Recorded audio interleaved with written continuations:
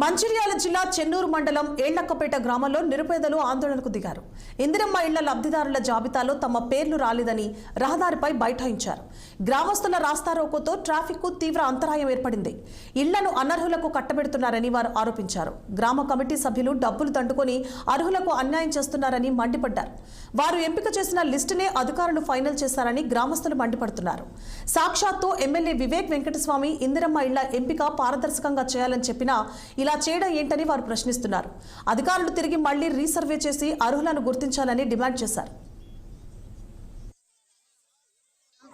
గతంలో ఎమ్మెల్యే గారు ఇక్కడ మా ఊరు పర్యటనకు వచ్చినప్పుడు ఎలక్షన్ టైంలో మేము చెప్పినాం, కిష్టంపేట వాళ్ళు మాకు ఏ విధమైన ఆ ఇల్లులు కానీ ఊర్లో బోర్లు కానీ ఏది రానివ్వరు అని మేము సార్కి చెప్పినాం. మేము రిక్వెస్ట్ చేసినాం, మా గ్రామ పంచాయతీ మాకు వేరు చేయండి అని. కానీ సార్ మాకు చేస్తా అని అన్నారు, కానీ హామీ ఇచ్చిండ్రు, కానీ మాకు ఇప్పటి వరకు ఏ విధమైన అది హామీని పూర్తి చేయలేదు. మాకు గ్రామ పంచాయతీ కావాలి సార్ అని మేము ఎన్నిసార్లు రిక్వెస్ట్గా పోయి కలిసినా కానీ ఇప్పటి వరకు పట్టించుకోలేదు. మేము అనుకున్నదే ప్రూవ్ అయింది.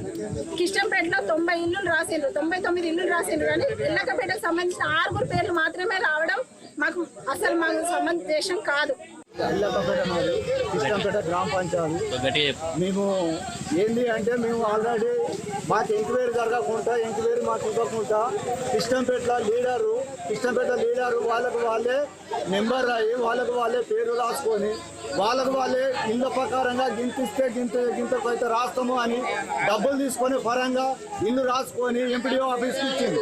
ఎంపీడీఓ ఆఫీస్కి ఇస్తే మేము కూడా ఇప్పుడు ఎంపీడీఓ ఆఫీస్ని అడిగినాం. ఎంపీడీఓ సార్ని అడిగితే సార్ మరి ఎంక్వైరీ జరుగుతున్నది, ఎంక్వైరీ ఆపండి సార్, మరి మాకు ఇల్లు మొత్తానికే రాలేదు.